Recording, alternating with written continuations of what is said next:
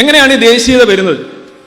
ഈ ഭൂമിയുടെ ആദ്യം ഹോമോസാപ്പിയൻസ് എന്ന് പറയുന്ന ജീവിവർഗം, ഹോമോസാപ്പിയൻസ് സാപ്പിയൻസ് ഇവിടെ വന്നതിന് ശേഷം ഒരു 1.5 ലക്ഷം വർഷം നിങ്ങൾ എടുക്കുക. എങ്ങനെയാണ് മനുഷ്യൻ ജീവിച്ചിരുന്നത്? അവൻ നായാടി ജീവിച്ചിരുന്നു, ഹണ്ടർ ഗ്യാദർ. അതിനുശേഷം അഗ്രോ ഫാമിങ്ങിലേക്ക് പോകുന്നു. അതിനുശേഷം ചെറിയ ചെറിയ ക്ലാൻസ്, ഫാമിലി ഉണ്ടാക്കുന്നു. ഫാമിലി എന്ന് പറയുന്ന ഗ്രൂപ്പാണ്. ക്ലാൻസ് ഉണ്ടാക്കുന്നു, ട്രൈബ്സ് ഉണ്ടാക്കുന്നു, വില്ലേജസ് ഉണ്ടാക്കുന്നു. ഇവിടെയെങ്ങും നേഷൻ ഇല്ല.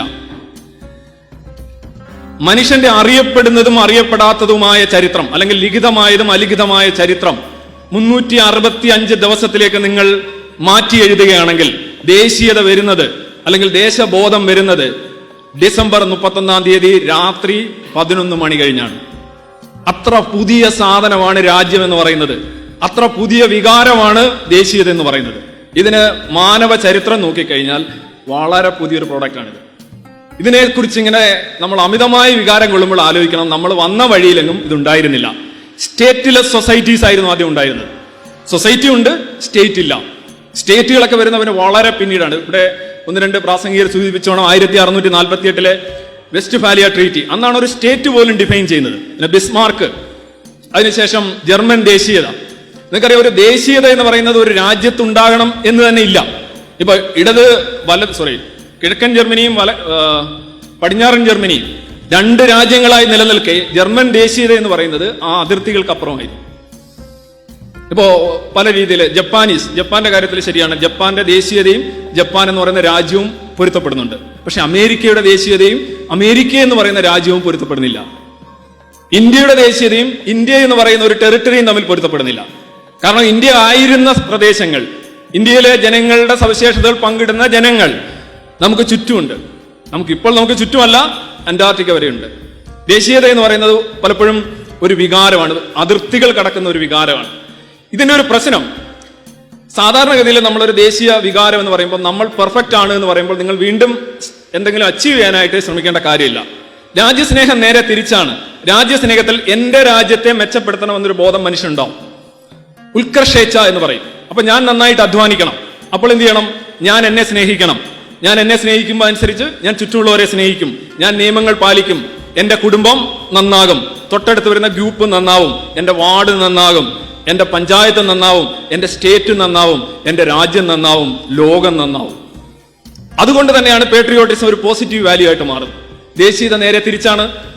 ദേശീയ ബോധം എന്ന് പറഞ്ഞാൽ ഞാനാണ് ബെറ്റർ, ഞങ്ങളുടെ വംശമാണ് ബെറ്റർ, എല്ലാം നല്ലതും ഇവിടെ ഉണ്ടായിരുന്നു, അല്ലെങ്കിൽ ഇവിടെ ഉണ്ടായിരുന്നതെല്ലാം നല്ലതായിരുന്നു, ലോകം മുഴുവൻ കണ്ടുപിടിച്ചത് ഞങ്ങളിൽ നിന്നാണ്, ഞങ്ങളുടെ ചരിത്രത്തിന് സമാനതകളില്ല, ഞങ്ങൾ അപൂർവ ജനുസാണ് എന്നുള്ള ഒരു വികാരം ഒരു ജനതയെയും ഒരു രാഷ്ട്രത്തെയും കീഴടക്കുമ്പോൾ അത് ആ രാഷ്ട്രവും ആ ജനതയും ലോകത്തിന് ഭീഷണിയാകുന്നതായിട്ടാണ് നമ്മൾ കാണുന്നത്. അതാണ് 1-ാം ലോക മഹായുദ്ധത്തിലും 2-ാം ലോക മഹായുദ്ധത്തിലും ഒന്നും മാത്രമല്ല, മിക്കവാറും എല്ലാ യുദ്ധങ്ങളിലും കാണുന്ന ഒരു പ്രശ്നമാണ്. എങ്ങനെയാണ് ഇൻവേഷൻ ഉണ്ടാകുന്നത്? നിങ്ങൾ പുറത്തേക്ക് ഒഴുകുന്നത് ആധിപത്യം ലക്ഷ്യമിട്ടുകൊണ്ട്, അധിനിവേശം ലക്ഷ്യമിട്ടുകൊണ്ട് നിങ്ങൾ പുറത്തേക്ക് ഒഴുകുന്നതിന്റെ കാരണം നിങ്ങൾ മെച്ചമാണെന്നും അവനെ കൂടി നിങ്ങളുടെ കീഴിലേക്ക് കൊണ്ടുവരേണ്ടതുണ്ട് എന്നുള്ള ഒരു മിഥ്യാധാരണയിൽ നിന്നാണ്. ഈ ദേശീയബോധം, യുദ്ധങ്ങളുടെ കാരണങ്ങൾ നിങ്ങൾ പരിശോധിച്ചു കഴിഞ്ഞാൽ അമിത ദേശീയത എന്ന് പറയുന്നത് പലപ്പോഴും അതിലൊരു മുഖ്യ കാരണമായിട്ട് മാറിയിട്ടുണ്ട്. 1-ാം ലോകമഹായുദ്ധം 2-ാം ലോകമഹായുദ്ധത്തെ കുറിച്ച് ആളുകൾ പറഞ്ഞു. പക്ഷെ ആ യൂറോപ്പ് എന്തുമാത്രം പഠിച്ചിരിക്കുന്നു. ഇത്രയും വലിയ 2 കലാമിറ്റി ലോകത്തുണ്ടായിട്ടില്ല. നിങ്ങൾക്ക് ബാർലെ നാസു എന്ന് പറയുന്ന നെതർലൻഡ്സിലെ ഒരു മുനിസിപ്പാലിറ്റി ടൗണിൽ ചെന്ന് കഴിഞ്ഞാൽ അവിടെ നിങ്ങൾ റെസ്റ്റോറന്റിൽ നിന്ന് കാപ്പി കുടിക്കുകയാണെങ്കിൽ ഒരു കസേര കിടക്കുന്നത് നെതർലൻഡ്സിലായിരിക്കും, അടുത്ത കസേര കിടക്കുന്നത് ബെൽജിയത്തിലാണ്. നെതർലൻഡ്സും ബെൽജിയവും തമ്മിലുള്ള അന്താരാഷ്ട്ര അതിർത്തി ഈ കസേരകളുടെ, നിങ്ങളുടെ ടേബിളിന് അടിയിലൂടെയാണ് കടന്നു പോകുന്നത്. ആ രീതിയിലേക്ക് അതിർത്തികൾ പുനർനിർണ്ണയിക്കാനും ദേശീയബോധം എന്ന് പറഞ്ഞ മിഥ്യാധാരണയുടെ പൊള്ളത്തരം മനസ്സിലാക്കാനും യൂറോപ്പിന് കഴിഞ്ഞതുകൊണ്ടാണ് അവർ യൂറോപ്യൻ യൂണിയൻ ഉണ്ടാക്കിയത്. അപ്പോൾ ദേശീയത വന്നത് യൂറോപ്പിലാണ്, അതുമൂലം ഉണ്ടായ സംഘർഷങ്ങൾ കൂടുതലുണ്ടായ യൂറോപ്പിലാണ്, അത് പരിഹരിച്ചതും അതിൽ നിന്നുള്ള തിരിച്ചറിവുണ്ടായ യൂറോപ്പിലാണ്. നമുക്ക് കുറെ കാര്യങ്ങൾ പഠിക്കാനുണ്ട് ദേശീയതയെക്കുറിച്ച്. എന്താണ് ഇന്ത്യക്കാരുടെ ദേശീയത? ആരാണ് ഇന്ത്യയിലെ ദേശീയത എന്ന് പറയുന്ന ഒരു സങ്കല്പത്തിന്റെ യഥാർത്ഥ അവകാശികൾ ആരാണ്? ഇന്ത്യൻ ദേശീയത, സാർ ഇവിടെ പറഞ്ഞു, അത് മതപരമാണെന്ന്. 100% ശരിയാണ്. ഇന്ത്യയിൽ മതം ഇല്ലാത്ത ഒരു കറിയില്ല. ഇന്ത്യയിലെ കറികളും മതവും പ്രധാനപ്പെട്ട ആഹാരങ്ങളും കുടിവെള്ളങ്ങളും എല്ലാം ഉണ്ടാക്കിയിരിക്കുന്ന മതം വെച്ചാണ്. മതം എന്ന് പറഞ്ഞാൽ ഒരു ഗോത്രീയമായ ചിന്താഗതിയാണ്, ഒരു ഗോത്രീയമായ അവസ്ഥയാണ്. It's A tribal condition and it's A tribal mind set. ആ മൈൻഡ് സെറ്റിൽ ഉരുത്തിരിഞ്ഞ ദേശീയതയാണ്.